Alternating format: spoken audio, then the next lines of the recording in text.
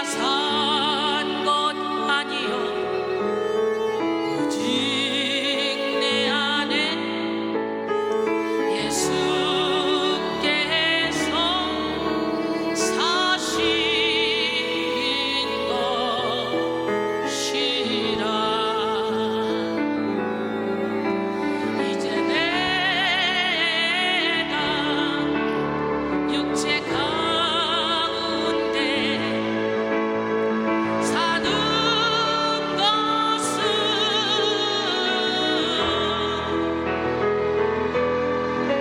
나를 사랑하사 자기 몸 버리신 예수의 산 것이라. 내가 그리스도와 함께 십자가에 못 박혔나니 그런즉 이제 내가 산 것 아니요 오직 내 안에 예수께서 사신 것이라. 이제 내가 육체 가운데 사는 것은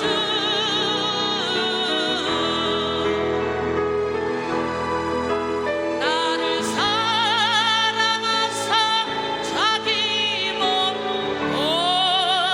버리신 예수의 산 것이라.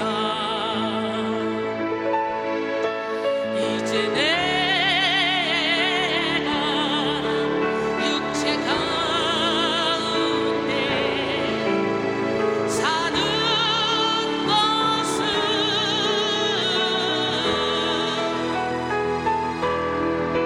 나를 사랑하사 자기 몸 버리신 예수의 산 것이라. 하박국 2장 1절로 4절 말씀 함께 보겠습니다. 내가 내 파수하는 곳에 서며 성루에 서리라. 그가 내게 무엇이라 말씀하실는지 기다리고 바라보며 나의 질문에 대하여 어떻게 대답하실는지 보리라 하였더니 여호와께서 내게 대답하여 이르시되 너는 이 묵시를 기록하여 판에 명백히 새기되 달려가면서도 읽을 수 있게 하라. 이 묵시는 정한 때가 있나니 그 종말이 속히 이르겠고 결코 거짓되지 아니하리라. 비록 더딜지라도 기다리라. 지체되지 않고 반드시 응하리라. 보라, 그의 마음은 교만하며 그 속에서 정직하지 못하나 의인은 그의 믿음으로 말미암아 살리라. 이 시간에 비상하는 그리스도인 세 번째 시간 통찰의 비상이라는 제목으로 함께 은혜를 나누기를 원합니다.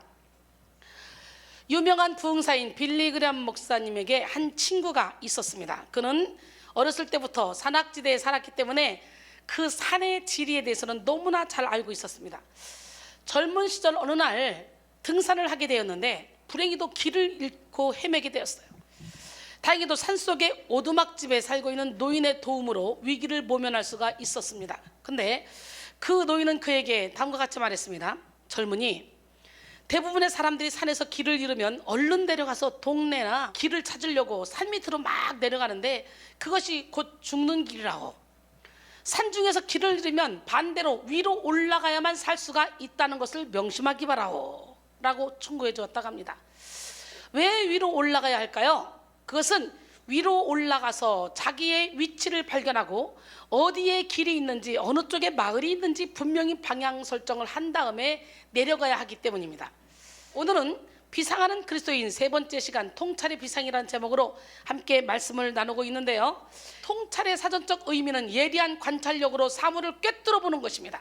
오늘 이 통찰력이 여러분에게 있어지길 원합니다. 특별히 리더자에게는 이 통찰력이 반드시 필요하고, 더더구나 영적인 리더자에게는 이 통찰력이 반드시 필요합니다.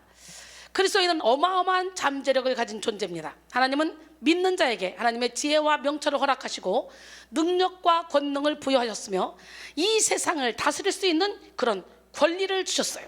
시편 111편 10절에 여호와를 경외함이 지혜의 근본이라, 그의 계명을 지키는 자는 다 훌륭한 지각을 가진 자이니 여호와를 찬양함이 영원히 계속되리로다 그랬어요. 창세기 1장 27절 28절, 하나님이 자기 형상 곧 하나님의 형상대로 사람을 창조하시되 남자와 여자를 창조하시고 하나님이 그들에게 복을 주시며 하나님이 그들에게 이르시되 생육하고 번성하여 땅에 충만하라, 땅을 정복하라, 바다의 물고기와 하늘의 새와 땅에 움직이는 모든 생물을 다스리라 하시니라. 이렇게 우리 하나님은 아담과 범죄하기 이전에 모든 걸 정복하고 다스리라고 했어요. 근데 아담과 범죄 이후에 이 모든 능력을 빼앗겼잖아요. 그러나 예수를 믿음으로 우리는 다시 찾아와야 돼요.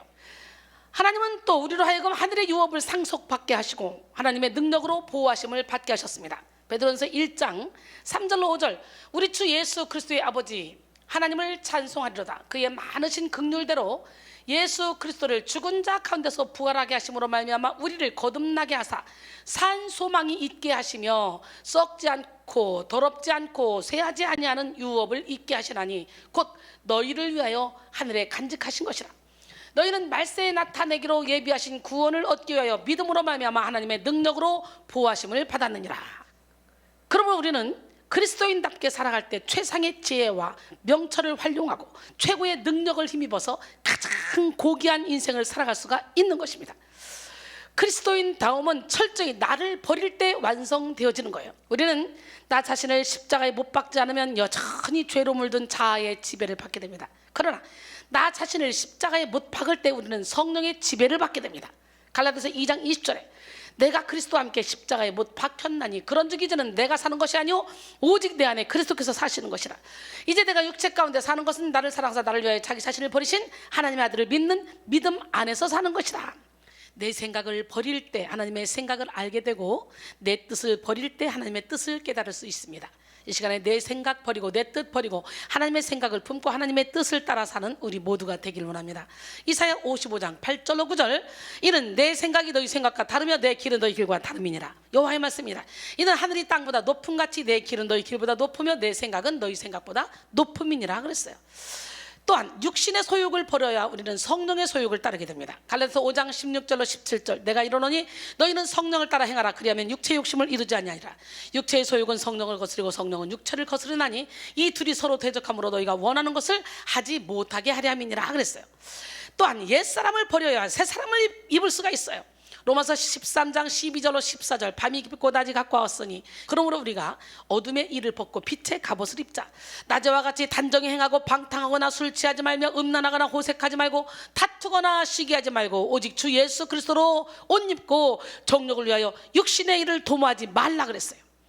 에베소 4장 22절로 24절 보니까 너희는 유혹의 욕심을 따라 썩어져가는 구습을 따른 옛사람을 벗어버리고 오직 너희 심령이 새롭게 되어 하나님을 따라 의와 진리의 거룩함으로 지으심을 받은 새 사람을 입으라 그랬어요. 오늘 이 시간에 여러분 모두가 다 새 사람을 입기를 원합니다. 나 자신을 십자가에 못 박은 사람은 완전하신 성령의 인도함을 받아서 비상하는 인생을 살게 됩니다. 비상하는 그리스도인에게 이 땅의 문제와 환난은 장애물이 되지 않습니다. 이 세상에서 시련과 고통은 오히려 더 높게 비상하게 만들어주는 디딤돌이 됩니다.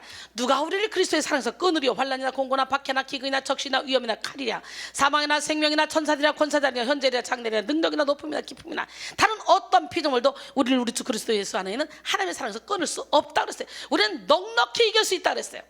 비상하는 그리스도인은 이 세상의 어둠이 짙어지면 짙어질수록 더 강한 빛을 냅니다. 이 세상이 변질되면 변질될수록 진리의 소리를 크게 냅니다. 다시 말하면 세상의 어둠은 그리스도인의 빛을 돋보이게 하고 세상에 만연한 죄의 냄새는 그리스도인의 향기를 더욱더 부각시켜줍니다. 지금 이렇게 예수 믿기가 힘든 이때가 참종과 거짓종 그리고 알곡과 쭉정이를 가르는 시간인 것 같아요. 여러분 모두가 다 알곡이 되기를 원합니다. 참종이 되기를 원합니다. 그러므로 참된 그리스도인은 역경을 기회로 삼고 위기를 발판 삼아 더 높게 비상하며 그리스도인다움을 실현시킵니다. 수학을 잘하는 사람의 실력은 고난이도의 문제에서 부각되죠. 체육을 잘하는 사람의 실력은 고도의 기술을 보일 때 발휘됩니다. 이처럼 진정한 그리스도인의 믿음은 극심한 어려움과 환난 속에서 더욱더 빛이 납니다. 그러므로 사랑하는 성도 여러분, 하나님의 뜻과는 반대로 흘러가는 현 시대 속에 주저앉지 마시고 예수 그리스도의 능력으로 비상하시기를 바랍니다. 그러나 안타깝게도 그리스도인다움을 실현하는 그리스도인이 그리 많지 않다는 거예요. 현재 많은 그리스도인들이 어둠 속에서 빛을 발하고 소금의 맛을 내기보다는 세상과 타협하며 점점 소금의 맛을 잃어가고 빛을 잃어가고 있어요. 죄로 인해 부패하고 있는 이 세상 속에서 죄를 분별하기보다는 죄에 물들어가고 있다는 거예요. 마태복음 5장 13절 이하에 보니까 너희는 세상의 소금이니 소금이 만일 그 맛을 잃으면 무엇으로 짜게 하려? 후에는 아무 쓸데없어 다만 밖에 버려져 사람에게 밟힐 뿐이니라. 너희는 세상의 빛이라. 산 위에 있는 동네가 숨겨지지 못할 것이요 사람이 등불 켜서 말 아래 들지 아니하고 등경 위에 두라니 이러므로 집안 모든 사람에게 비친다. 이같이 너희 빛이 사람 앞에 비치게 하여 그들로 너희 착한 행실을 보고 하늘에 계신 아버지께 영광을 돌리게 하라 그랬어요. 오늘 우리 모두가 다 그리스도의 빛을 받아서 빛을 반사시키는 반사체가 되길 원합니다. 제임스 킴은 그의 책 그리스도인다운 그리스도인에서 다음과 같이 말했습니다. 누가 진짜 그리스도인인가요? 누가 참된 그리스도인인가요? 믿음이 있다고 하지만 쉽게 유혹에 넘어가고 믿음이 쉽게 흔들리는 그리스도인들, 교회 안에서 시기와 분쟁으로 교회의 하나됨을 깨는 자들이 얼마나 많습니까? 특히 하나님보다 재물을 더 의지하고 하나님보다 세상을 더 의지하고 하나님보다 사람을 더 의지하며 하나님께 순종치 않고 자기 고집대로 행하는 목이 곧은 그리스도인들, 성령을 따라 행하지 않고 육신을 따라 죄를 범하는 그리스도인들, 하나님의 말씀을 받고도 지키지 않는 그리스도인들이 얼마나 많습니까? 이것이 바로 지금 우리 그리스도인들의 현실이요 비극입니다 라고 말했어요. 그렇습니다. 이런 모습이 그리스도인다움을 잃어버린 성도들의 모습입니다. 여러분의 모습은 어떻습니까? 죄악으로 물든 이 세상과 타협하여 그리스도인다움을 잃어가고 계시지는 않습니까? 우리는 죄로 물든 이 세상과 타협할 존재들이 아닙니다. 우리는 교회를 핍박하고 그리스도인들을 손가락질하는 지금의 현실 속에서도 성도의 정체성을 잃지 말고 비상해야 됩니다. 너희는 왕같은 제사장이요 거룩한 나라요 그의 소유가 내 백성이다. 너희는 택하신 족속이라 했어요. 너희는 하나님의 선전물이라 했어요. 할렐루야. 하나님은 지금 이 현실을 살아가는 우리가 현실에 주저앉거나 한계에 갇혀 살아가기를 원하지 않으십니다. 하나님은 우리가 비상하기를 원하셔요. 하나님에게는 한계가 없어요. 한계 없는 하나님이 우리와 함께 하시면 우리도 한계 없는 삶을 살게 됩니다. 이사야 40장 29절로 31절 피곤한 자에게는 능력을 주시며 무능한 자에게는 힘을 더하시나니 소년이라도 피곤하며 곤비하며 장정이라도 넘어지며 쓰러지되 오직 여호와를 앙망하는 자는 새 힘을 얻으리니 독수리가 날개치며 올라가는 것 같을 것이요 다른 박질하여도 곤비하지 아니하고 걸어가도 피곤하지 아니하로다. 올라갑시다. 주를 앙망하는 자 올라가 독수리같이. 이 시간에 독수리처럼 올라가는 기적의 주인공들이 다 되길 원합니다. 주를 앙망하는 자 올라가 독수리같이 모든 싸움 이기고 근심 걱정 벗으러 올라가 독수리같이 주 안모하는 자 주 안모하는 자 주 안모하는 자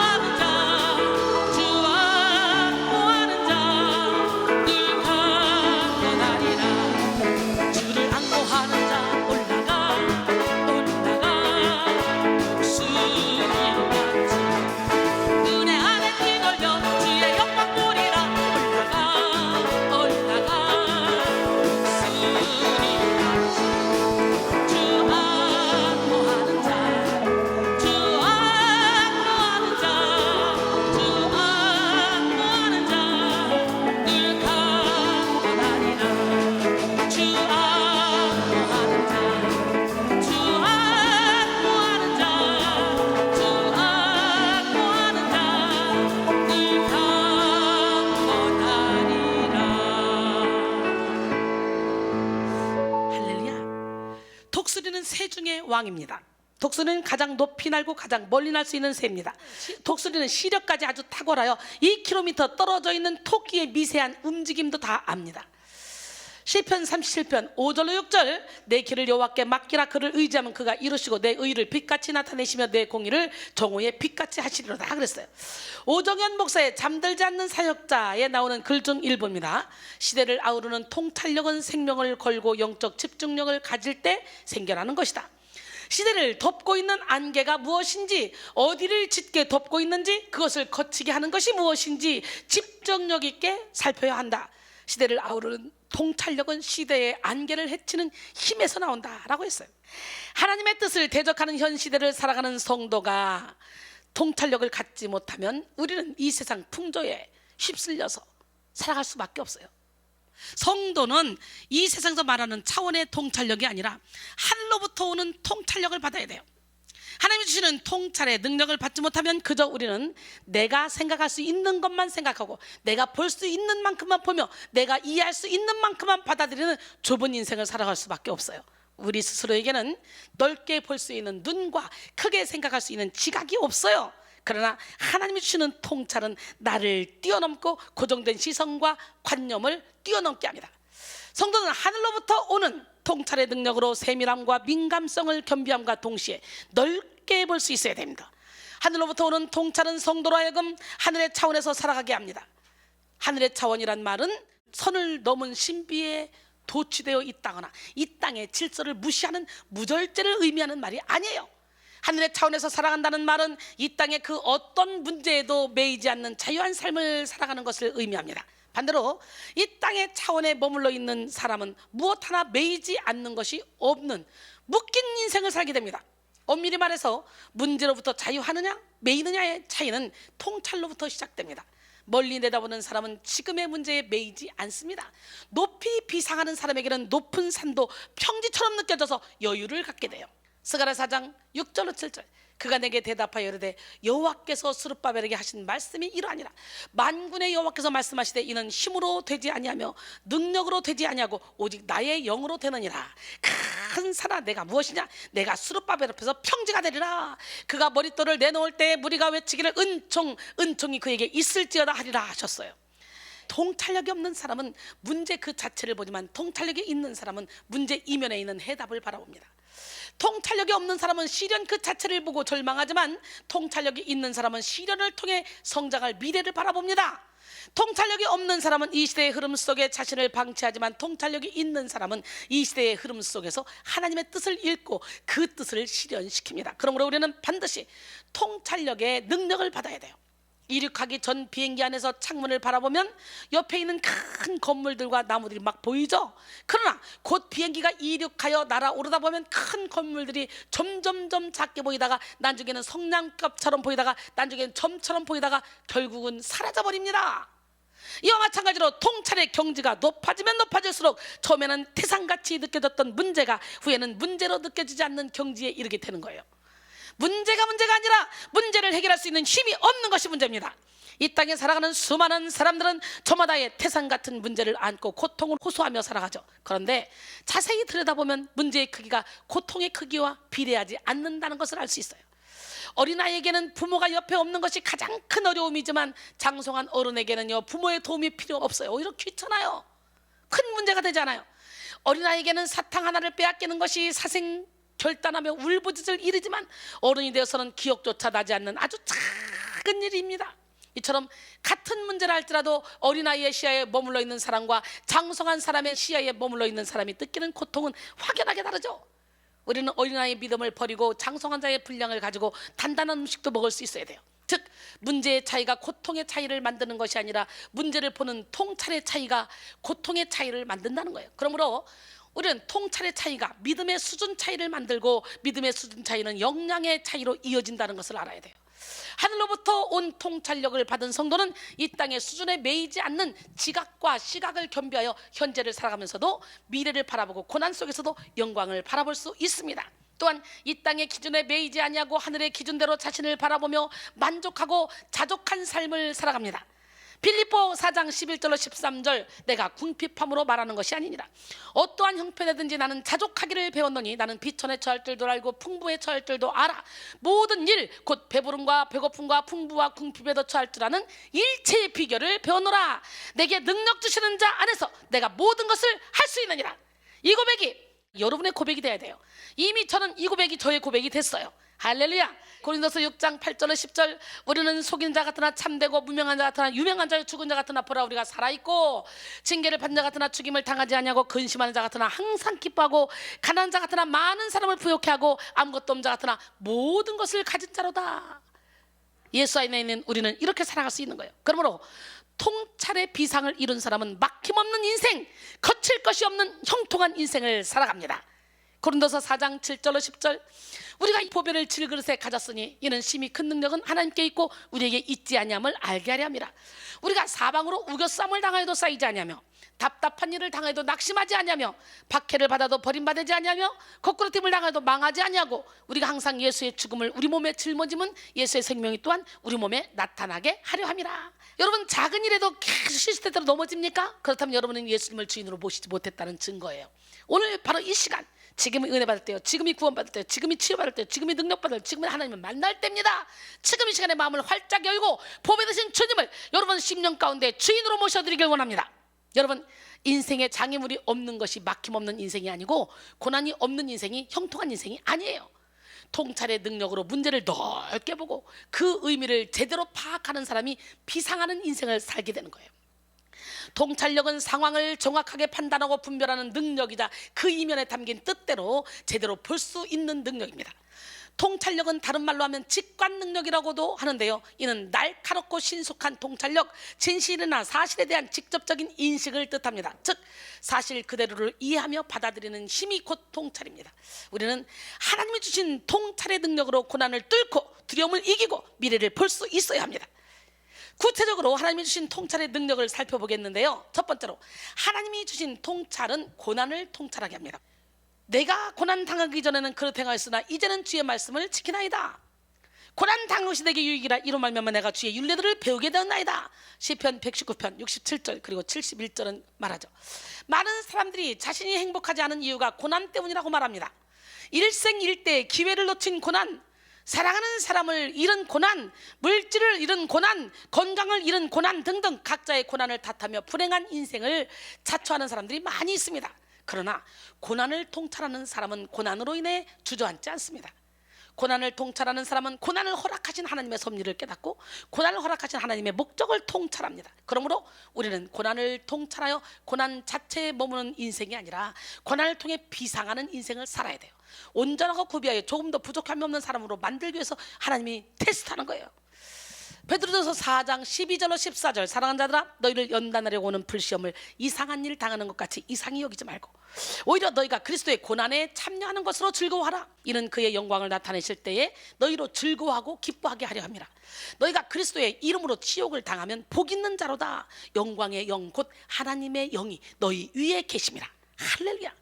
팀 켈러는 고통과 고난 속에서 하나님과 함께 걷기라는 책에서 고통에 대해 세 가지 공통점이 있다고 했습니다. 첫 번째, 고통과 고난은 인생에 있어서 당연한 것이며 전혀 놀라운 것이 아닙니다. 두 번째, 고난받는 자들에게 고통과 고난을 통해서 자기 완성과 영적 성장이라는 더 나은 삶의 견지가 열리게 될 것이며 고통과 고난은 그러한 길을 가는 데 있어서 필수적입니다. 세 번째, 그러므로 고통과 고난에 맞서서 각자가 책임을 지는 길을 가야 합니다. 사랑하는 성도 여러분, 하나님은 우리의 머리털까지 세실 만큼 우리를 사랑하시고 언제나 변함없이 우리에게 선하신 좋으신 분이에요. 이에 대해 오스왈드 챔버스는 성경은 하나님은 인격적인 존재이며 선하신 분이라고 계시한다. 당신은 하나님의 선하심을 믿는가? 이 계시로 하나님에 대한 모든 신조들을 시험하라. 하나님은 선하신 하나님이며 모든 순결함과 참됨과 올바름의 근원이시다.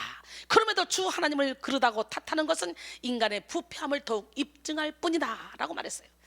이 사실을 확실히 믿는 사람은 고난의 의미를 바로 알아서 극심한 고난 속에서도 자신을 뜨겁게 사랑하시는 하나님에 대한 믿음을 조금 더 잃지 않습니다. 고난에 대해 통찰한 대표적인 사람이 사도 바울인데요, 사도 바울은 자신에게 주어진 고난에 대해 생각해 봄으로 마침내 고난 속에 담긴 영광을 통찰하게 되었죠. 로마서 8장 18절에 생각하건대 현재의 고난은 장차 우리에게 나타날 영광과 비교할 수 없도다 그랬어요. 여기서 생각하건대에는 헬라어 로기조마이로 간주하다, 신중히 생각하다, 논리적인 결론을 내리다 등의 뜻을 가지고 있습니다. 이를 통해 바울이 신중히 생각하고 내린 논리적인 결론이라는 사실에 주목해야 돼요. 이는 현재의 고난을 어떤 시각으로 보고 어떻게 받아들여야 하는지 그 방향을 제시해 줍니다. 고난을 단지 유익 없는 것으로만 보게 되면 안 돼요. 마음이 약해지기도 하고 불평과 원망만 생기게 되겠죠. 그러나 우리는 고난에 대한 바울의 통찰을 통해 고난을 장차 나타날 영광에 비추어 볼 수 있어야 합니다. 그때 고난은 충분히 감당할 수 있는 것이 됩니다.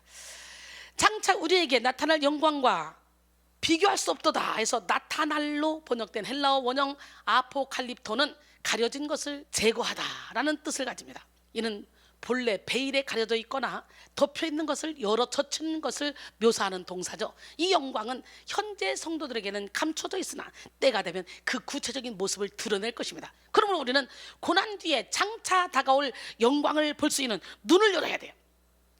그래서 보이는 것에 휘둘리는 삶이 아니라 보이지 않는 영원한 것을 바라봄으로 현재의 시련을 뚫고 나가야 합니다. 히브리서 12장 1절로 2절 이러므로 우리에게 구름같이 둘러싼 허다한 증인들이 있으니 모든 무거운 것과 얽매이기 쉬운 죄를 벗어버리고 인내로서 우리 앞에 당한 경주를 하며 믿음의 주요 또 온전케 하시는 이인 예수를 바라보자. 그는 그 앞에 있는 기쁨을 위하여 십자가를 참으사 부끄러움을 개의치 아니하셨더니 하나님 보좌 우편에 앉으셨느니라 그랬어요. 고린도서 4장 16절로 18절 그러므로 우리가 낙심하지 아니하노니 우리의 겉사람은 낡아지나 우리의 속사람은 날로 새로워지도다.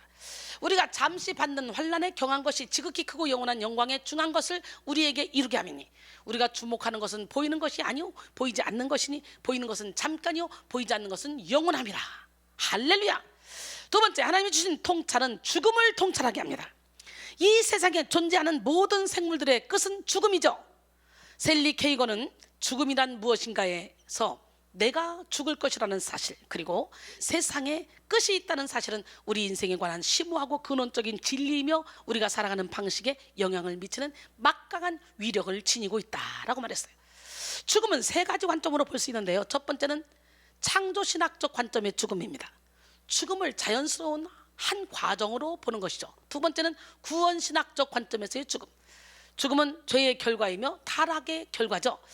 구원신학에서는 죽음을 하나님과 관계가 단절된 사람, 하나님의 말씀대로 살지 않는 사람은 이미 죽은 사람이라고 말하죠. 세 번째는 부활신학 관점에서의 죽음입니다. 예수님이 죽음을 이기시고 부활하셨듯이 부활신학에서 죽음은 새로운 탄생이며 마지막이 아니고 새로운 시작입니다. 그렇습니다. 불확실한 우리의 인생 중 죽음처럼 확실한 것은 없어요. 우리 중 그 누구도 죽음을 피할 수 없어요. 히브리서 9장 27절 한 번 죽는 것은 사람에게 정해진 것이요 그 후에는 심판이 있으리니 모든 이들에게 죽음은 반드시 찾아오지만 죽음에 대한 태도는 제각각 다릅니다. 대부분의 사람들은 죽음 자체를 막연한 것으로 생각하거나 두려워합니다. 실제로 죽음에 대한 극심한 공포를 느끼는 경우도 참 많이 있는데요. 이를 죽음 공포증이라고 하죠. 죽음 공포증은 특정 공포증의 하나로 누구나 죽음에 대해서 두려워하고 걱정하지만 정도가 지나쳐서 일상생활에 지장을 주는 것을 의미합니다. 죽음에 대한 두려움이 일상생활에 지장을 줄 정도로 심각해지면 일종의 정신장애로서 타나토포비아로 진단되는데요. 일반적인 사람들이 죽음 자체는 두려워한다고 하더라도 일상생활 자체에 지장받지는 않잖아요. 그러나 일반 사람들은요 천년만년 살 것처럼 막 살아가잖아요. 그러나 극심한 타나토포비아 증상을 보이는 사람은 언제 찾아올지 모를 죽음의 가능성조차 미리 생각해서 두려워하고 심지어 가능하다면 죽음의 가능성 자체를 원천 차단하려는 적극적인 시도까지 행하는 정도로 볼 수 있습니다. 사람들이 이렇게까지 죽음을 불안하게 생각하는 이유는 죽은 후에 이를 알지 못한다는 두려움과 예기치 않은 순간에 갑작스럽게 찾아온다는 사실 때문이죠. 세상 사람들은 죽는다는 것을 알면서도 영원히 죽지 않을 것처럼 어리석게 이 땅에 모든 것을 쌓아놓고 살아갑니다. 우리 주님은 말씀하시죠. 너희를 위하여 보물을 하늘에 쌓아두라는 거예요. 하늘에, 땅에 쌓아두지 말고 하늘에 쌓아두라는 거예요. 거기는 좀과 동록이 하지 못하고 도둑이 구멍을 뚫고 도둑질하지 못한다는 거예요. 보물을 어디에 쌓아놓으라고? 하늘에. 오직 너희를 위하여 내 보물이 있는 그곳에는 내 마음도 있다. 그러면서 뭐라고 말씀하시냐? 하나님과 재물을 겸하여 섬길 수 없다고 말씀하셨어요.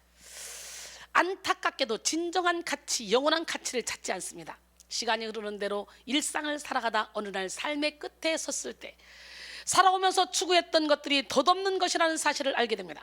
죽음 앞에서 깨달았을 때는 아무리 후회해도 늦은 때입니다. 미국 호스피스 의사 카렌 와이어트의 저서 일주일이 남았다며 내 책에는 임종을 앞둔 시한부 환자들이 느끼는 후회와 깨달음에 대한 내용이 담겨 있습니다. 그들은 돈과 명예, 인종, 나이와 상관없이 죽음 앞에서야 진실을 깨달았어요. 임종을 앞둔 환자들은 한결같이 미리 알았더라면 내 인생이 바뀌었을 것이다. 마지막 순간 당신은 나와 같은 후회를 하지 않기를 바란다 라고 했습니다. 그들의 7가지 후회는 죽을 만큼 마음껏 사랑해 볼 걸, 조금만 더 일찍 용서할 걸, 걱정은 내려놓고 행복을 만끽할 걸, 마음을 열고 포용할 걸, 한 번뿐인 인생 열정적으로 살아볼 걸, 아등바등 말고 여유를 가지고 살아볼 걸, 있는 그대로에 감사하면서 살 걸 등 탄식으로 가득 차 있는 것을 알 수 있어요. 저는 이 탄식 안 할 수 있어요. 할렐루야. 우리 모두 껄껄껄 하는 인생이 아니라 사도 바울처럼 멋진 고백을 하는 인생을 살기를 원합니다. 어떤 고백? 디모데서 4장 6절로 8절, 전제와 같이 내가 벌써 부어지고 나의 떠날 시각이 가까웠도다. 나는 선한 싸움을 싸우고 나의 달려갈 길을 마치고 믿음을 지켰으니 이제 후로는 나를 위하여 의의 면류관이 예비되었으므로 주 곧 의로우신 재판장이 그날에 내게 주실 것이며 내게만 아니라 주의 나타나심을 사모하는 모든 자에게도니라. 죽음에 대해 통찰하는 사람은 죽음에 대한 그런 깊은 의미를 깨달아서 두려워하지 않습니다. 여러분, 죽으면 우리는 죽어요? 육신의 장막지만 벗는 거예요. 손으로 짓지 않은 영원한 집으로 가는 거예요. 그러니 열심히 죽음에 대해 통찰하고 열심히 하늘에 상급을 쌓아둔 사람은 막 죽음이 오히려 기다리게 되겠죠. 두렵지 않아요.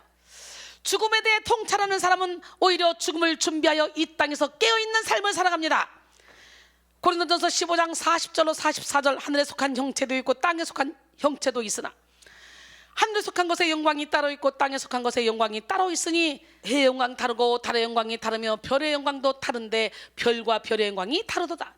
죽은 자의 부활도 그와 같으니 썩을 것으로 심고 썩지 않을 것으로 다시 살아나며 욕된 것으로 심고 영광스러운 것으로 다시 살아나며 약한 것으로 심고 강한 것으로 다시 살아나며 육의 몸으로 심고 신령한 몸으로 다시 살아나니 육의 몸이 있은즉 영의 몸도 있느니라 그랬어요. 우리는 육의 몸이 있을 때 열심히 부지런히 전도하고 열심히 부지런히 말씀 보고 찬양하고 선교하고 구제하고 봉사하고 헌신하며 하늘의 상급을 막 쌓아야 돼요. 육의 몸이 있을 때 기도할 수 있는 체력이 있을 때 열심히 기도해야 돼요.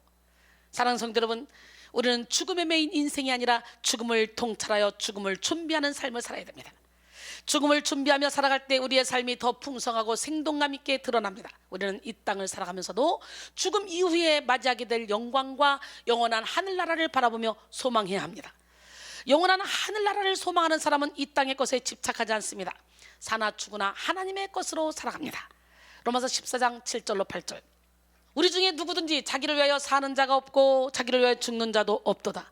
우리가 살아도 주를 위하여 살고 죽어도 주를 위하여 죽나니 그러므로 사나 죽으나 우리가 주의 것이로다. 할렐루야. 죽음에 대해 통찰한 사도 바울은 죽는 것까지도 유익하다고 고백하며 죽음도 두려워하지 않는 담대한 인생을 살았습니다. 이 고백이 여러분의 고백이 되길 원합니다. 빌립보 1장 20절로 24절, 나의 간절한 기대와 소망을 따라 아무 일에든지 부끄러워하지 아니하고 지금도 전과 같이 온전히 담대하여 살든지 죽든지 내 몸에서 그리스도가 존귀하게 되게 하려 하나니 이는 내게 사는 것이 그리스도니 죽는 것도 유익함이라. 그러나 만일 육신으로 사는 이것이 내 일의 열매일진데 무엇을 택해야 할는지 나는 알지 못하노라. 내가 그 둘 사이에 끼었으니 차라리 세상을 떠나서 그리스도와 함께 있는 것이 훨씬 더 좋은 일이라. 그렇게 하고 싶으나 내가 육신으로 있는 것이 너희를 위하여 더 유익하니라. 왜? 육신으로 있으며 계속 복음을 전해서 여러분을 변화시켜 저 천국으로 인도해야 될 영적인 안내자이기 때문에 그런 말을 하는 거죠. 고린도전서 15장 55절 58절, 사망아 너희 승리가 어디 있느냐. 사망아 내가 쏘는 것이 어디 있느냐. 사망이 쏘는 것은 죄요 죄의 권능은 율법이라.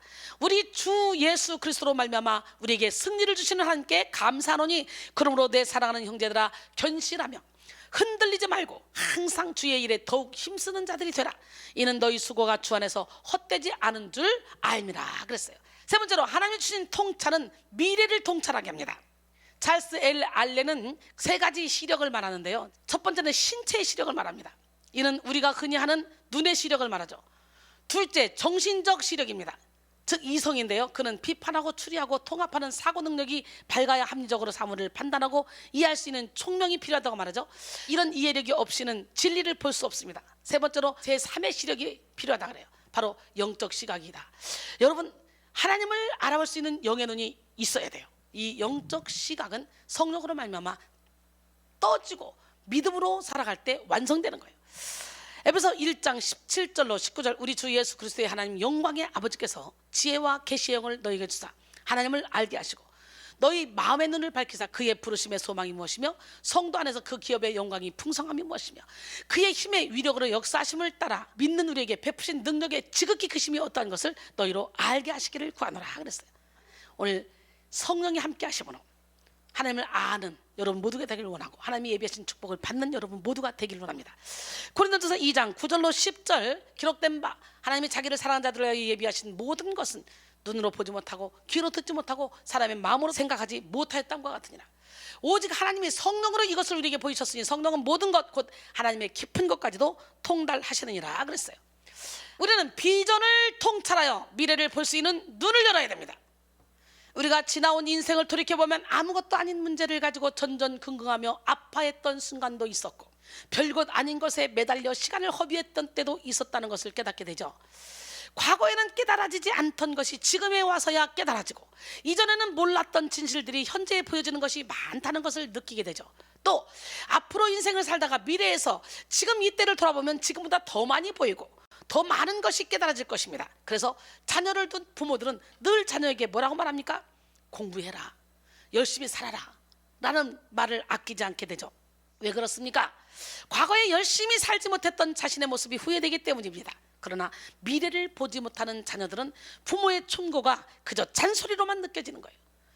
우리의 영적 문제도 마찬가지입니다. 우리가 극심한 영적 전쟁에 들어가면 지금 당장 느껴지는 고통과 두려움으로 인해 혼란스러워지게 됩니다.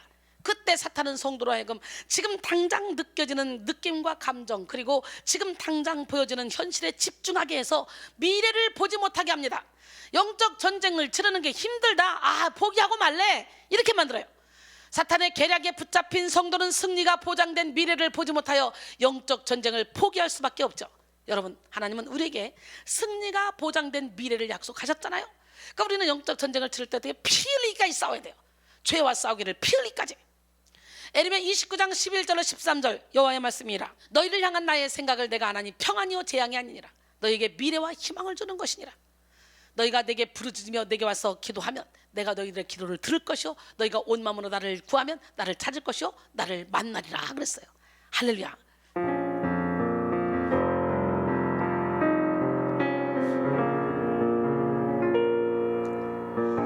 너희를 향한 나의 생각은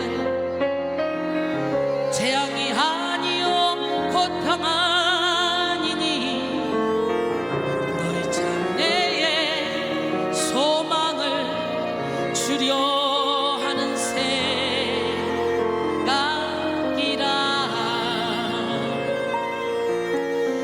하나님이 우리에게 주신 것은 두려워하는 마음 아니요 오직 능력과 사랑 절제하는 마음이니 두려워 말라 내가 너와 함께함이라. 놀라지 말라 나는 내 하나님 됨이라. 내가 너 굳세게 하리라. 참으로 너를 도와주리라.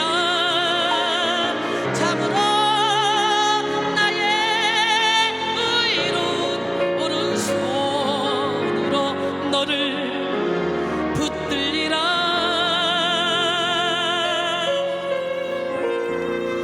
너희를 향한 나의 생각은 재앙이 아니요 곧 평안이니 너희 장래에 소망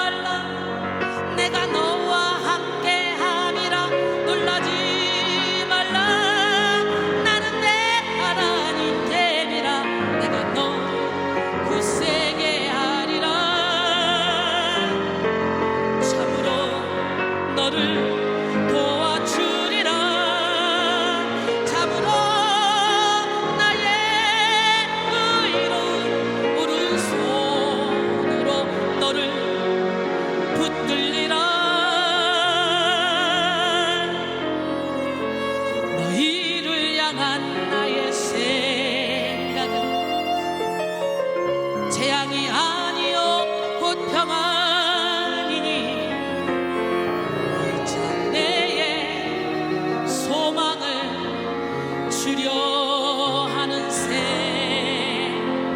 생각이라.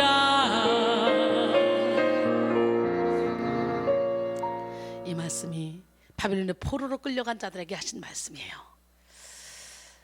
여러분, 예수를 믿는다면 어떤 상황 가운데서도 우리는 하나님의 계획이 우리를 변화시켜서 평안을 주려 하심이라는 걸 깨달아야 돼요.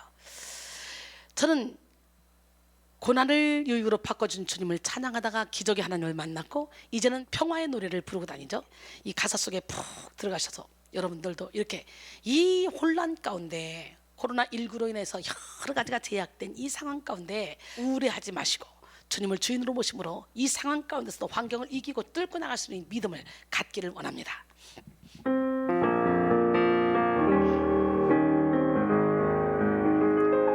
나 어느 날 괴로워서 눈물로써 아뢰일 때 주님께서 나의 맘 아시고 위로하여 주셨네. 갈 길 몰라 방황할 때 들려오던 주의 음성, 나를 사랑한다던 그 말씀 위로하며 용기 주네. 너 슬퍼 말라 언제나 함께하고 무거운 짐 대신 지리. 너 괴로워 마라 너는 내 백성 두려워 마. 오 나의 주 평화의 주 내 피곤한 마음 쉼을 얻으리. 갈 길 몰라 방황할 때 들려오던 주의 음성, 나를 사랑한다던 그 말씀 위로하며 용기 주네. 너 슬퍼 말라 언제나 함께하고 무거운 짐 대신 지리. 너 괴로워 마라 너는 내 백성 두려워 마. 오 나의 주 평화의 주 내 피곤한 마음 쉼을 얻으리. 내 병든 이 몸 고침을 받으리. 할렐루야. 그러므로 우리는 미래와 희망을 굳게 붙잡고 미래를 볼 수 있는 눈을 열어야 돼요. 그러나 사탄은 미래를 보지 못하게 하고 지금 당장의 배고픔에 집착하게 하죠. 당장의 배고픔에 집착했던 에서는 사냥을 갔다 왔다가 팥죽 한 그릇에 장자권을 다 빼앗기고 말았죠. 기가 막히지 않습니까? 세상 유혹과 쾌락에 미친 인생을 살게 됩니다. 지금 당장에 집착하는 사람은 히틀러 정권이 온 국민을 우매하게 만들기 위해 사용한 전략이 지금의 쾌락에 집중하게 한 것이라 그래요. 히틀러는 3S 정책을 폈는데요. 스크린, 스포츠, 섹스, 이 세 가지로 국민들을 현혹해서 국민들의 바른 지각과 비판력을 훼손시켰습니다. 그리고 자신의 지위와 권력을 지켜나갔어요. 히틀러는 국민들을 개, 돼지로 여겼고 국민들을 다스리는 데는 그저 빵과 서커스만 있으면 된다라고 말하며 우매한 국민들을 이용했습니다. 국가의 우미나 정책에 걸려든 국민들은 더 이상 국가가 어떻게 돌아가는지 신경조차 쓰지 않고 지금 자신에게 주어진 유익만 바라보게 되었는데요. 우리가 미래를 통찰하지 못하고 삶 전체를 조명하지 못하면 자신의 좁은 시야에 갇혀서 어떤 힘에 의해 인생이 끌려가는지 깨닫지도 못하고 끌려갑니다. 지금도 우리는 수만 가지 어려움에 봉착해 있습니다. 그러나 이 세상은 국민들의 정신을 깨우고 어려움을 뚫고 나가기 위한 대책을 세우기보다는 인간의 기본적인 욕구 채우기에 집중하게 되죠. 요즘 유튜브를 보면 다음 세대를 이끌어갈 청년들의 최대 관심사가 먹는 것, 입는 것, 노는 것에 집중되어 있음을 알 수가 있어요. 요즘 젊은이들이 열광하는 유튜브 방송 중 대표적인 것이 뭡니까? 먹방이에요. 먹방. 먹방은 먹는 방송의 줄임말로 말 그대로 특정 인물이 음식을 많이 시켜놓고 많이 먹는 방송입니다. 그중 인기 있는 먹방 유튜버는 300만이 넘는 구독자를 가지고 있을 정도인데요. 이렇게 현 시대는 그저 육신의 본능에 충실한 삶에 집중하게 해서 미래를 바라보지 못하게 하고 있습니다. 사랑하는 성도 여러분, 우리는 영적으로 우매하게 만드는 현재의 쾌락과 지금의 안락함에서 벗어나서 미래를 향해 달려나가야 합니다. 마태복음 4장 4절 예수께서 대답하여 이르시되 기록되었을 때 사람이 떡으로만 살 것이 아니오 하나님의 입으로부터 나오는 모든 말씀으로 살 것이라 하였느니라 하시니 그랬어요. 미래를 통찰하는 사람은 현재를 살아가면서도 미래를 내다볼 수 있으며 미래의 깨달음을 현재에서 그대로 실현시킬 수 있습니다. 미래를 통찰하는 사람은 지금의 선택 이후에 어떤 영향력을 끼치는지 파악하게 되고 현재의 삶이 미래에 끼칠 영향력을 읽어냅니다. 그로 인해 지금 내가 무엇을 해야 하는지 명확한 우선순위를 세우고 비전을 향해 달려가게 됩니다. 희망의 신학자라 불리는 위르겐 몰트만은 히틀러에 맞서 대항한 보네포의 계보를 잇는 신학자인데요. 그는 독일 유군에 입대했다가 영국군에게 포로가 되어 스코틀랜드에 있는 포로 수용소에서 예수님을 만났습니다. 그는 예수님은 스코틀랜드의 포로로서 영혼의 수렁에 빠져있던 나를 찾아주셨다. 그는 잃어버린 자를 찾기 위해 왔다. 내가 길을 잃고 헤맬 때 그는 나에게 왔다라고 고백합니다. 주님을 만남으로 현재의 고난 속에서도 미래의 소망을 가지게 된 그는 기독교의 진정한 핵심은 다가오는 하나님의 영광의 나라에 대한 소망과 희망에 있다. 기독교는 처음부터 마지막까지 종말론이며 미래를 내다보며 미래를 향해 가는, 그래서 현재를 혁신하고 변혁시키는 희망이다 라고 했습니다. 우리의 미래에 대한 소망은 하나님의 약속을 근거로 하기 때문에 흔들리거나 변개치 않는 확실한 소망입니다. 사무엘상 15장 29절 이스라엘의 지존자는 거짓이나 변개함이 없으시니 그는 사람이 아니심으로 결코 변개하지 않으심이다 그랬어요. 이 소망을 든든히 붙잡으시기 바랍니다. 미래를 통찰했던 대표적인 인물로는 요셉이 있는데요. 요셉은 하나님이 준 통찰로 애굽의 흉년과 풍년의 때를 명확히 알았고 준비해서 애굽의 기근을 막았습니다. 창세기 41장 25절로 31절까지 보니까 요셉이 바로에게 아뢰되 바로의 꿈은 하나라. 하나님이 그가 하실 일을 바로에게 보심이니라. 7 좋은 암소는 7회요 7 좋은 이삭도 7회니 그 꿈은 하나라. 그 후에 올라온 파리하고 흉한 7 소는 7년이요 동풍에 말라 속이 빈 7 이삭도 7회 흉년이니 내가 바로에게 이르기를 하나님이 그가 하실 일을 바로에게 보이신다 함이 이것이라. 온 애굽 땅에 7회 풍년이 있겠고 후에 7회 흉년이 들므로 애굽 땅에 있던 풍년을 다 잊어버리게 되고 이 땅이 그 기근으로 망하리니 후에 든 그 흉년이 너무 심함으로 이전 풍년을 이 땅에서 기억하지 못하게 되리이다. 이 꿈을 해석해 줌으로 총이 대신이 됐잖아요. 이후로도 요셉은 계속해서 하나님이 준 통찰력으로 미래를 보는 삶을 살았습니다. 요셉의 미래를 향한 통찰은 죽음의 때에 더욱더 극대화됐죠. 창세기 50장 24절로 25절, 요셉이 그의 형제들에게 이르되 나는 죽을 것이나 하나님이 당신들을 돌보시고 당신들을 이 땅에서 인도하여 내사 아브라함과 이삭과 야곱에게 맹세하신 땅에 이르게 하시리라 하고, 요셉이 또 이스라엘 자손에게 맹세시켜 이르기를 하나님이 반드시 당신들을 돌보시리니 당신들은 여기서 내 해골을 메고 올라가겠다 하라 하였더라. 요셉은 죽을 때까지 애굽에서 권력을 누리며 부유하게 살았습니다. 그런데 그는 죽음 앞에서도 지금의 편안함에 안주하지 않고 미래를 통찰하는 유언을 남겼죠.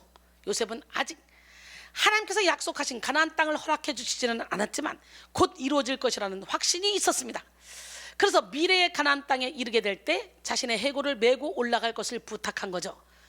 요셉의 유언대로 출애굽하는 날 모세의 손에 요셉의 해골이 주어져 모세가 직접 들고 애굽을 나왔습니다. 광야 40년간 모세는 요셉의 해골을 잘 보관했다가 여호수아가 가나안 정복 전쟁을 수행하며 정복한 에브라임 지파의 영역 안에 있는 세겜에다가 요셉의 뼈를 묻었습니다. 요셉의 유언은 약 400년이 지난 후에도 그들의 후손들에게 정확히 전달되었고 그대로 실행된 것입니다. 참으로 대단하지 않습니까? 우리 또한 하나님이 주신 통찰력을 받아 고난을 통찰하고 죽음을 통찰하며 미래를 통찰해야 합니다. 통찰의 비상을 통해 깊이 보고 넓게 보고 크게 보고 멀리 볼 수 있는 우리 모두가 되길 원합니다. 오늘 본문의 저자 하박국은 현재의 고난을 통찰하고 미래를 보기 위한 비결을 제시했습니다. 하박국은 이해할 수 없는 상황과 극심한 어려움 속에서 하나님의 뜻을 알아야만 했습니다. 하박국서는 먼저 북이스라엘이 멸망하고 외로이 남아있던 선민 국가였던 남유다의 멸망마저 목전에 두고 있는 상황에서 쓰여졌는데요. 정치, 외교, 국방 전 분야에서 크나큰 혼돈과 위기에 사로잡혀 있던 남유다는 경제, 도덕, 종교적 타락까지 극에 달한 상태였습니다. 이제는 더 이상 돌이킬 수 없도록 타락한 선민사회 안에서 남은 자들은 하나님의 뜻을 통찰해야 했습니다. 하나님은 남유다 백성들의 문제를 즉시 해결하시기보다는 먼저 하나님의 뜻을 구하고 깨닫기를 원하셨어요. 우리 또한 마찬가지입니다. 하나님은 때로 우리의 어려움을 즉시로 해결해 주시기보다는 그 속에서 하나님의 뜻을 깨닫기 원하실 때가 있죠. 바로 그때가 우리의 날개를 펴고 비상할 때입니다. 우리는 통찰의 비상으로 시대의 흐름을 통찰하고 하나님의 뜻을 바로 통찰하며 하나님의 말씀을 깊이 깨달아야 합니다. 오늘 본문의 말씀을 통해 통찰의 비상을 이루기 위해 어떻게 해야 하는지 살펴보겠습니다. 통찰의 비상은 높이 올라가 하나님의 뜻을 아는 것으로부터 시작됩니다. 통찰의 기본적인 베이스는 하나님의 뜻입니다. 하나님의 뜻을 벗어난 통찰은 어리석은 오류를 범할 수밖에 없는데요. 우리는 통찰의 비상을 이루기 위해 먼저 하나님의 뜻을 깨달아야 됩니다. 로마서 12장 2절에 너희는 이 세대를 본받지 말고 오직 마음을 새롭게 함으로 변화를 받아 하나님의 선하시고 기뻐하시고 온전하신 뜻이 무엇인지 분별하도록 하라 그랬어요. 우리가 하나님의 선하시고 기뻐하시고 온전하신 뜻이 무엇인지 알기 위해서는 무엇보다 하나님 한 분께 초점을 맞추고 그분께 집중해야 됩니다. 우리가 잘 아는 마르다와 마리아 자매 이야기가 있죠. 어느 날 예수님은 이 두 자매의 집에 머무르시게 되었습니다. 사실 이 일은 마르다가 주도한 일이었어요. 누가복음 10장 38절에 그들이 길을 갈 때에 예수께서 한 마을에 들어가심에 마르다라 이름하는 한 여자가 자기 집으로 영접하더라. 이처럼 마르다가 예수님을 자기 집으로 영접했어요. 근데 그때부터 그녀의 동생 마리아는 예수님의 발치에 앉아서 일어날 생각도 하지 않아요. 그리고 예수님의 말씀에 집중합니다. 누가복음 10장 39절에 그에게 마리아라 하는 동생이 있어 주의 발치에 앉아 그의 말씀을 듣더니, 마르다는 예수님을 대접할 생각에 마음이 분주했고 아무 일도 하지 않는 동생 마리아의 모습이 그저 못마땅해 보였어요. 급기야는 말씀하고 계신 예수님 앞에 불쑥 나가서 이렇게 말합니다. 40절로 42절, 마르다는 준비하는 일이 많아 마음이 분주한지라 예수께 나아가 이르되 주여 내 동생이 나 혼자 일하게 두는 것을 생각하지 아니하시나이까? 그를 명하사 나를 도와주라 하소서. 주께서 대답하여 이르시되 마르다야 마르다야, 내가 많은 일로 염려하고 근심하나 몇 가지만 하든지 혹은 한 가지만이라도 족하니라. 마리아는 이 좋은 편을 택하였으니 빼앗기지 아니하리라 하시니라. 예수님은 이 사건을 통해 다른 어떤 일보다도 먼저 주님의 뜻을 아는 일이 중요하다는 사실을 가르쳐 주시는데요. 우리가 하는 여러 가지 봉사와 헌신도 중요하지만 무엇보다 먼저 주님께 초점 맞추고 집중할 때에 우리는 영적 통찰력을 가지고 하나님의 뜻을 이루는 삶을 살 수가 있는 거예요. 그러니까 열심히 일하는 것보다 먼저 열심히 말씀을 듣고 주님의 뜻을 파악하는 것이 먼저죠. 그러니까 어떤 사람은 열심히 부산하게 일을 하는데 향방 없이 일을 해서 열매가 하나도 없고, 어떤 사람은 딱 보고 일이 다 보여, 통찰력이 있어. 그래서 초점 맞춰 딱 일을 하니까 일이 팍 진행이 되는 거예요. 오늘 본문의 저자 하박국 선자는 하나님의 음성을 듣기 위해 파수하는 곳에 서겠다고 결단하고 있습니다. 오늘 본문 하박국 2장 1절, 내가 내 파수하는 곳에 서며 성루에 서리라. 그가 내게 무엇이라고 말씀하시는지 기다리고 바라보며 나의 질문에 대하여 어떻게 대답하실는지 보리라 하였더니, 파수하는 곳은 파수대, 곧 성의 높은 곳에 망루로 특별히 적군의 침입 여부를 경계하기 위해 세워진 곳입니다. 하박국이 성에서 가장 높은 곳인 파수대에 올라간 것은 조금이라도 더 빨리 하나님의 응답을 받기 위함인데요. 하박국은 사방이 막힌 상황 속에서 하나님이 계신 하늘로 가까이 나가 하나님의 대답을 듣기 원했습니다. 우리 또한 사방이 막힌 이 상황 속에서 높이 계신 하나님께 가까이 나가야 됩니다. 파수꾼의 임무는 본래 높은 곳에서 사방을 살피며 성을 지키는 것입니다. 구약 성경에서는 종종 선지자를 파수꾼으로 비유하기도 하는데요. 이는 파수꾼처럼 선지자 역시 그 공동체가 위기에 처했을 때나 영적으로 태만할 때 경고하는 사명을 부여받았기 때문입니다. 그러므로 본문의 파수는 실제 파수대라기보다 상징적인 의미로 하박국이 선지자로서 하나님 앞에 가까이 서 있음을 나타낸 것입니다. 그리고 하나님의 대답을 기다리고 있죠. 기다리고에 해당하는 아차페의 원형 차파는 지켜보다, 응시하다, 망보다 등의 의미입니다. 이에서 알 수 있듯이 아차페는 하나님의 답변을 간절히 기다리는 선지자의 심경을 반영하는 것입니다. 또한 바라보며에 해당하는 리르오트는 숙고하다, 분별하다, 경험하다 등의 의미를 지니고 있습니다. 이는 하나님의 응답을 건성으로 듣지 않고 주의를 집중해서 분명하고도 확실하게 듣겠다는 중심이 담겨져 있습니다. 이처럼 하박국은 하나님의 뜻을 바로 알고자 하는 소망을 간절히 품었습니다. 그러므로 우리는 기도할 때에 나만 일방적으로 부르짖는 기도가 아닌 주님과 소통하는 기도를 해야 합니다. 나의 뜻보다는 하나님의 뜻을 아는 기도를 해야 됩니다.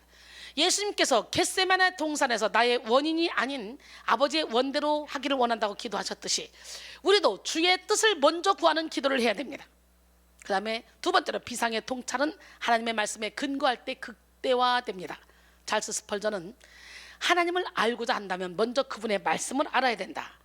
여러분, 하나님의 능력을 인식하기 원한다면 그분이 어떻게 그분의 말씀을 따라 역사하시는지 보아야 한다. 하나님의 목적이 성취되는 것을 보기 원한다면 그것은 오직 그분의 말씀에 의해서만 발견될 수 있다라고 말했습니다. 초대교회의 교부인 크리소스톰은 우리에게 일어나는 모든 문제의 원천은 성경에 대한 무지다라고 말했어요. 그러니까 여러분, 오늘 성경에 대해서 박식한 자가 되기를 원합니다. 성령의 감동으로 된 성경이기 때문에 성령의 충만함을 받고 성경을 읽어봐요. 아주 말씀이 꿀송이처럼 달아서 말씀 읽다가 그냥 날 팍팍 셉니다. 오늘 성경을 보는 눈이 활짝 열리길 원합니다. 성경 곧 하나님의 말씀은 우리에게 최고의 지혜, 최고의 지식, 최고의 능력을 주고 최고의 통찰력을 줍니다. 세상 살아가는 법을 가르쳐줍니다. 그러므로 우리는 하나님의 말씀에 근거한 통찰을 구해야 됩니다. 시편 119편 105절에 주의 말씀은 내 발의 등이요 내 길의 빛이니이다. 할렐루야. 아레이 토레이는 하나님께 구하는 것을 모두 받으려면 그리스도의 말씀이 우리 속에 거해야 한다.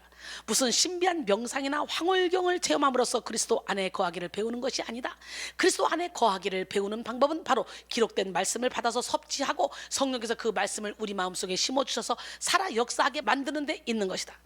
하나님의 말씀은 그저 지식적으로 공부하는 것만으로는 안 된다. 그 말씀에 대한 묵상이 있어야 한다. 하나님을 끊임없이 바라보며 성령께서 그 말씀을 우리 마음속에 살아있게 만드시도록 구하면서 하나님의 말씀이 우리 마음속에 계속해서 맴돌도록 해야 하는 것이다 라고 말했습니다.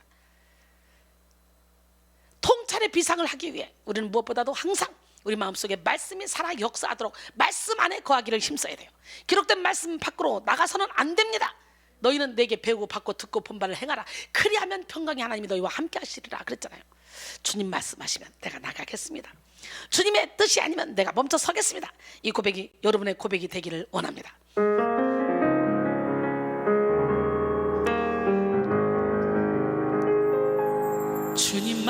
말씀하시면 내가 나가리다. 주님 뜻이 아니면 내가 멈춰서리다. 나의 가고 서는 것 주님 뜻에 있으니 오 주님 나를 이끄소서.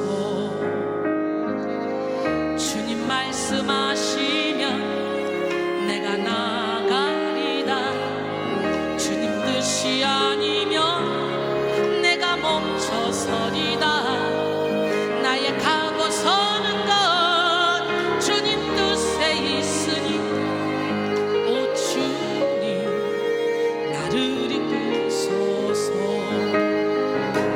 뜻하신 그곳에 나 있기 원합니다.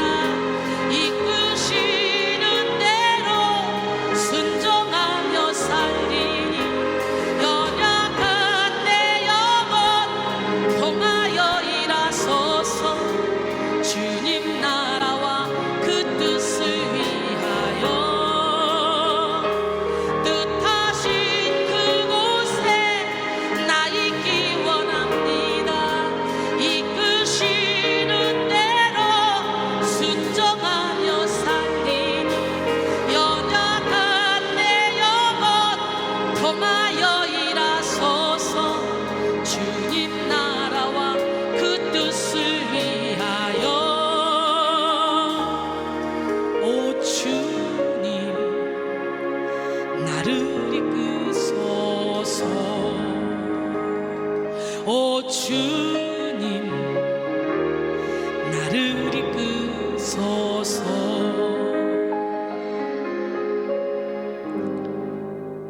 아멘. 하나님은 하나님의 뜻을 바로 알기 원하는 하박국에게 하나님의 말씀을 주셨습니다. 하박국 2장 2절로 3절 오늘 본문이죠. 여호와께서 내게 대답하여 이르시되 너는 이 묵시를 기록하여 판에 명백히 새기되 달려가면서도 읽을 수 있게 하라. 이 묵시는 정한 때가 있나니 그 종말이 속히 이르겠고 결코 거짓되지 아니하리라. 비록 더딜지라도 기다리라. 지체되지 않고 반드시 응하리라. 할렐루야. 너희가 선을 행하되 낙심하지 말지니 때가 이르면 그때 거둔다고 갈라디아서 6장 9절은 말씀하시죠. 오늘 본문에서 기록하라에 해당하는 카타브는 쓰다, 등록하다라는 의미를 가져서 내용의 보존을 강조합니다. 또한 새기라에 해당하는 빠르는 본문을 포함하여 구약 성경에서 3회밖에 사용되지 않은 단어로 모두 하나님의 말씀과 관련하여 사용되고 있습니다. 하나님이 묵시를 기록하고 새기라고 말씀하신 이유는 구두로 전달되는 내용과 달리 문서화된 내용은 불변하기 때문입니다. 즉 하나님의 말씀은 한치의 오차도 없고 영원히 불변하는 진리이기 때문에 기록하여 달려가면서 읽을 수 있도록 하라 명하신 것입니다. 달려가면서 읽을 수 있도록 하라는 말씀은 달릴 수 있게 라는 의미를 가지고 있어서 말씀을 읽는 자는 곧 달리게 된다는 의미를 전제하고 있습니다. 즉 말씀 자체가 달리게 하는 원동력이 되며 비상하게 하는 힘이 되는 거예요. 그러므로 오늘 우리는 비상하게 하는 하나님의 말씀을 더 가까이 해서 하나님이 주신 통찰의 능력을 극대화시켜야 할 줄로 믿습니다. 하나님의 말씀은 성령의 감동으로 된 거예요. 우리는 하나님의 말씀을 알기 위해 힘쓰되 무엇보다 문자적으로 아는 지식적인 알매 머무르는 것이 아닌 성령의 조명하심을 받도록 간구해야 합니다. 존 칼빈은 성령만이 성경의 참된 저자라 강조하며 성경 해석의 주도권은 인간이 아닌 성령님께 있다고 했습니다. 또한 마틴 루터 역시 하나님의 성령이 우리로 하여금 깨닫게 하며 그의 빛이 없다면 우리는 우리의 방법대로 성경을 왜곡시킨다라고 말하며 오 전능한 하나님, 우리에게 올바른 판단력이 없을 때 또 우리 마음이 대낮에조차 소경이 될 때 당신의 영으로 우리를 비추사 당신의 말씀의 빛에 들어가게 하소서라고 기도했습니다. 세 번째로 통찰의 비상은 믿음으로 살아갈 때 완성됩니다. 미국의 16대 대통령 아브라함 링컨, 이 사람이 대통령 취임식에서 이렇게 연설했습니다. 우리가 당하고 있는 여러 가지 난관을 극복해 나가려면 지혜, 애국심, 기독교 정신 등이 절대 필요하거니와 무엇보다도 이 나라를 끝까지 버리지 않고 지켜주실 하나님을 굳게 믿는 믿음입니다 라고 했습니다. 여러분, 위기의 때를 살아가는 우리 모두에게 가장 시급한 것이 바로 믿음입니다. 믿음이 이기네, 믿음이 이기네. 온 세상 이기네. 믿음 갖고 달려볼까요? 한번. 나 주의 믿음 갖고 홀로 걸어도 나 주의 믿음 갖고 실망치 않네. 구름 몰아치고 하늘 덮어도 나 주의 믿음 갖고 실망치 않네. 내 주는 선한 목자 나를 인도해. 사망의 골짜기로 가질지라도 주님께서 나의 길을 인도하시니 나 주를 따라가리. 언제까지나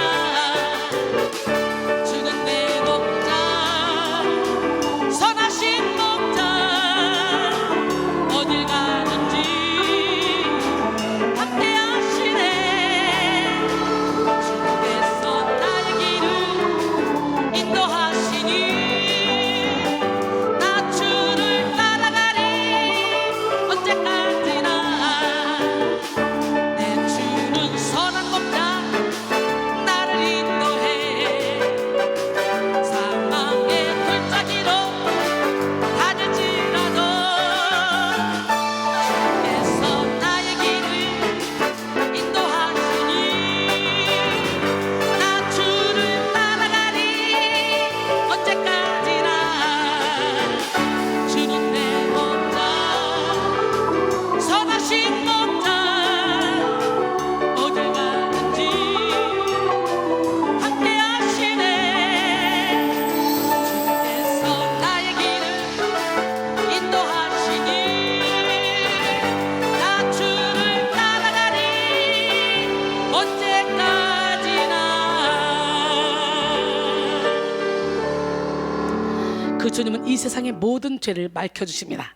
그 기적의 하나님, 능력의 하나님, 살아계신 하나님을 온몸으로 체험한 여러분 모두가 되기를 원합니다. 아멘.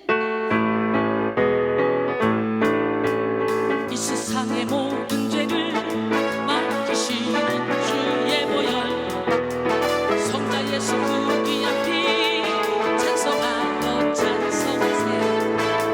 주님 앞을 멀리 떠나 길을 잃고 헤맬 때에 나의 뒤를 따라오사 주님 구원하셨구나.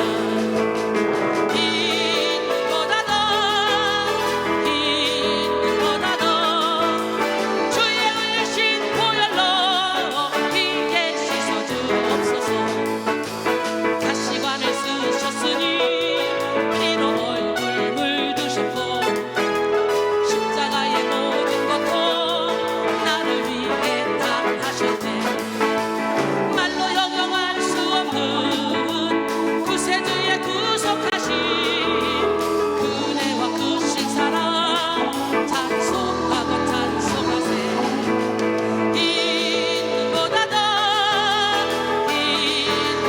더 주의 흘리신 보혈로 피에 씻어주옵소서. 아버지를 멀리 떠나 바른 길을 저버리고 여러 가지 죄악으로 주옥같이 되었으니 물 같은 것 가지고는 씻을 수가 아주 없네. 주여 귀한 보배 피로 날 정결케 하옵소서. 이보다 더 주의 흘리신 보혈로 피에 씻어주옵소서. 이보다 더 주의 흘리신 보혈로 피에 씻어주옵소서.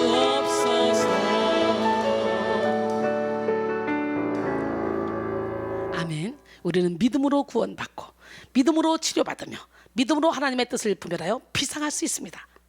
오직 주의 사랑에만 매입시다.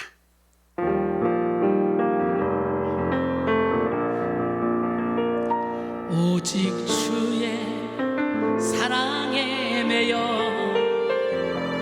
내 영 기뻐 노래합니다. 이 소망의 언덕 기쁨의 땅에서 주께 사랑 드립니다. 오직 주의 임재 안에 갇혀 내 영 기뻐 찬양합니다. 이 소명의 언덕 거룩한 땅에서 주께 경배드립니다. 주께서 주신 모든 은혜 나는 말할 수 없네. 내 영혼 즐거이 주 따르렵니다. 주께 내 삶 드립니다. 주께서 주신 모든 은혜 나는 말할 수 없네. 내 영혼 즐거이 주 따르렵니다. 주께 내 삶 드립니다. 우리 모두 주님의 은혜의 강가로 달려갑시다. 거기서 주님이 주시는 그 생수로 깨끗이 우리의 죄를 씻어냅시다. 내 주의 은혜 강가로 십자가의 강가로 달려가는 시간이 되기를 원합니다. 여러분의 영혼이 깨어서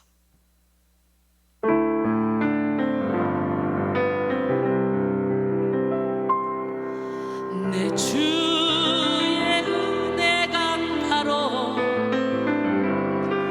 저 십자가의 강가로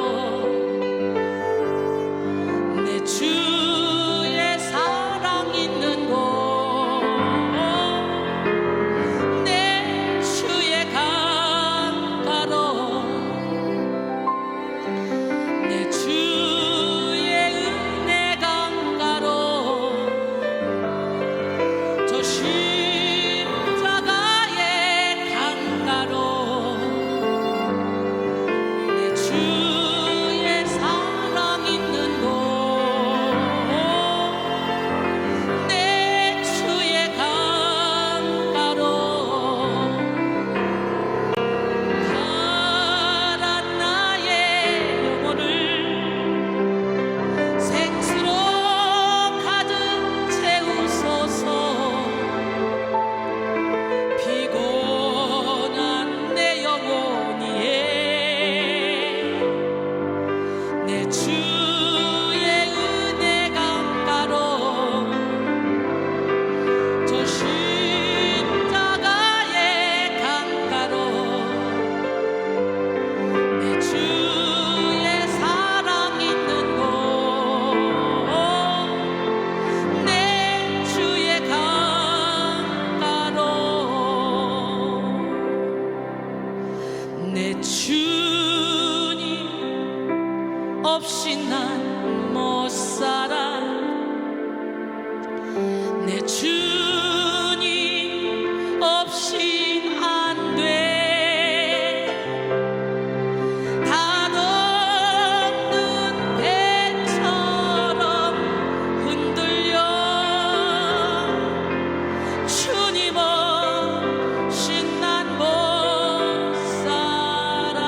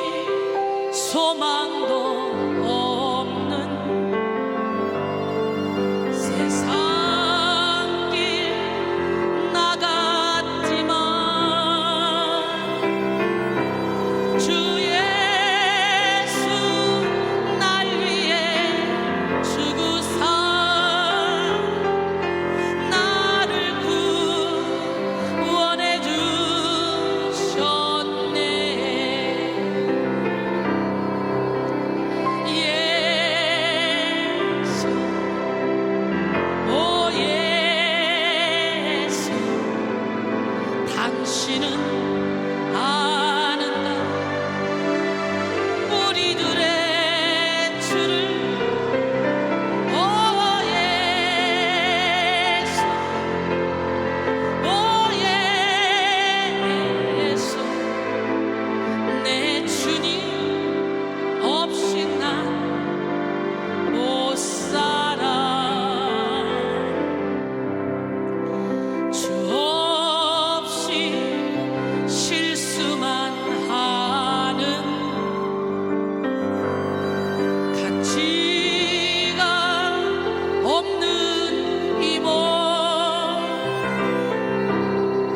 주 없이 돛없는 배가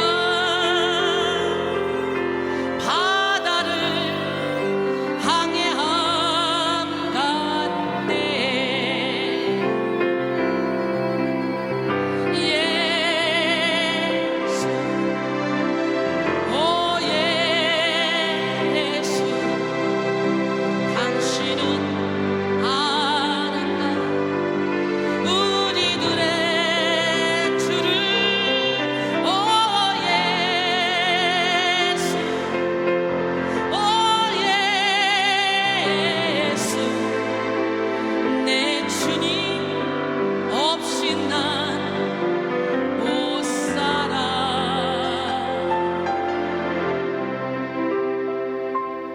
갈보리 십자가에 주님을 바라볼 때 하나님 크신 사랑 너무나 고마워라. 예수님의 십자가 이제는 나도 지고 이 생명 다 바쳐서 주님을 따르리라. 우리에게 믿음과 소망을 주시며 사랑으로 세상을 이기게 하셨네. 예수님의 십자가 이제는 나도 지고 이 생명 다 바쳐서 주님을 따르리라. 우리의 모든 간구 응답해 주시며 기도의 은혜로서 충만케 채우시네. 예수님의 십자가 이제는 나도 지고 이 생명 다 바쳐서 주님을 따르리라.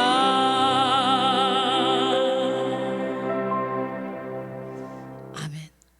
우리는 믿음으로 구원받고 믿음으로 치료받고 믿음으로 하나님의 뜻을 분별하며 믿음으로 비상할 수 있습니다. 진정 하나님의 뜻과 말씀을 바로 알아 통찰하는 성도는 그 말씀대로 살아가게 됩니다. 야고보서 1장 22절에 뭐라고 말했어요? 말씀을 듣고 속이는 자가 되지 말고 말씀을 듣고 행하는 자가 되라 그랬어요. 교만은 하나님의 말씀대로 살아가지 못하게 방해합니다. 그러나 믿음은 하나님의 말씀대로 살아가게 하는 원동력이 됩니다. 성도의 통찰력은 성도가 믿음으로 살아갈 때 완성됩니다. 이 시간 말씀의 거울에 비추어 보아서 여러분의 믿음을 점검하는 시간이 되기를 원합니다. 고린도서 13장 5절에 너희는 믿음 안에 있나? 너희 자신을 시험하고 너희 자신을 확증하라. 예수 그리스도께서 너희 안에 계신 줄을 너희가 스스로 알지 못하느냐? 그렇지 않으면 너희는 버림받은 자니라 그랬어요. 오늘 본문 하박국 2장 4절에 보니까 보라 그의 마음은 교만하며 그 속에서 정직하지 못하나 의인은 그의 믿음으로 말미암아 살리라 그랬어요. 여기서 믿음에 해당하는 에무나는 거짓이 없고 진실하신 하나님의 신실성을 묘사하는 표현입니다. 그리고 이 단어가 사람에게 적용되면 1차적으로 진실하신 하나님을 향한 강한 신뢰를 의미하는 표현이 됩니다. 또한 단지 하나님을 향한 사람의 태도와 면모를 묘사하는 것에 그치지 않고 타인에게 신실하며 진실한 태도를 가지는 것을 의미합니다. 즉 하나님을 믿는 자는 하나님 앞에서 바른 태도를 가질 뿐만 아니라 사람 앞에서도 신실한 태도를 보이게 된다는 것이죠. 그러므로 믿음으로 살아가는 성도는 반드시 하나님 사랑, 이웃 사랑으로 열매 맺는 삶을 살게 됩니다. 사실 하나님을 향한 믿음이 있는 사람은요 자연스럽게 사람들에게 진실하며 신실한 태도를 가지게 됩니다. 믿음은 하나님에 대한 강렬한 신뢰를 의미할 뿐만 아니라 하나님이 보시기에 의로운 삶을 살며 타인에게도 결코 속임이나 거짓을 행치 않는 진실한 면모를 나타내는 표현이라고 할 수가 있는데요, 믿는 우리는 하나님과 사람 앞에 정직한 자가 되어서 통찰의 비상을 이루는 삶을 살아야 돼요. 깊은 통찰은 새로움을 만들어내고 변화를 창조합니다. 통찰의 비상을 이룬 사람은 하나님의 재창조 역사에 깊이 동참해서 하나님의 새 일을 이뤄나갈 수 있습니다. 우리 새 역사를 창조하는 기적의 주인공이 됩시다. 통찰의 비상을 이룬 사람은 시대를 읽고 조직을 읽고 나아갈 방향을 제시함으로 시대를 앞서가고 조직을 리드해 나갈 수가 있는 거예요. 통찰의 비상을 이루어 암울한 이 시대를 하나님의 빛으로 채우며 하나님의 길을 제시할 수 있는 우리 모두가 되기를 소원합니다. 결론적으로 오늘 우리는 비상하는 그리스도인 세 번째 시간 통찰의 비상이라는 제목으로 은혜를 나눴습니다. 그리스도인은 무한한 잠재력을 가진 존재입니다. 하나님은 자녀된 우리가 이 땅의 차원에 머물러 사는 것이 아니라 비상하여 넓게 보고 높게 보고 멀리 보는 삶을 살기를 원하십니다. 하나님은 우리에게 통찰력을 허락하시고 보여지는 대로 느껴지는 대로 들리는 대로 보고 느끼고 듣는 인생이 아니라 보이지 않는 것을 소망하게 하시는데요, 우리에게 통찰력을 주신 하나님은 고난을 통찰하게 하시고 죽음을 통찰하게 하시고 미래를 통찰하게 하십니다. 그러면 우리는 고난과 죽음, 미래를 통찰해서 이 세상 속에서 하나님의 뜻을 이루며 그리스도인 다움을 잃지 말아야 돼요. 누가 봐도 야, 이 사람은 정말 그리스도인답다, 열매 맺는 삶을 살아야 될 줄 믿습니다. 오늘 본문을 통해 통찰의 비상을 위해 우리가 어떻게 해야 되는지 알아봤는데요, 통찰의 비상은 높이 올라가 하나님의 뜻을 아는 것으로부터 시작된다 그랬죠. 또 통찰의 비상은 하나님의 말씀에 근거할 때 극대화된다고 말씀드렸어요. 또한 믿음으로 살아갈 때 완성된다고 말씀드렸어요.